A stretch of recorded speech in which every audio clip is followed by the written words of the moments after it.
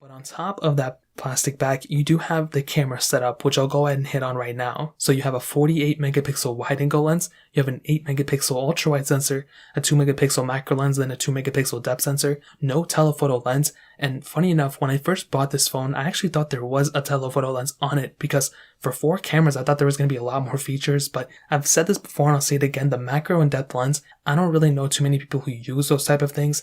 I'm more of a person who wants the triple camera setup, the wide, ultra wide, and telephoto, but this is still perfectly fine. I'd rather have an ultra wide than a telephoto, but I'd rather have all of it. And I think the camera is definitely an okay aspect of this device. There's no 4K you can film on the back as far as I know, only 1080p, and I think that's probably the biggest problem here. I really wish it did have some sort of capability when it came up to like the higher video resolutions and stuff, but I think at the end of the day, it's totally okay when you consider the fact that this phone, it isn't supposed to be competing, with the Samsung Galaxy S20 or the iPhone 12 Pro Max. It's really only supposed to be competing with, like other budget phones that are around that, $300 price range in America. And I think it's even cheaper in a lot of other places. So that's another pretty big area I would like to hit on. But I think, as I said before, in the whole entire grand scheme of things, the back camera of this thing, the fact that it has an ultra-wide sensor and the other 2 lenses really does speak mountains, and I think it's totally okay for the time being. On the front, you do have a 13 megapixel camera, and again, only 1080p at 30,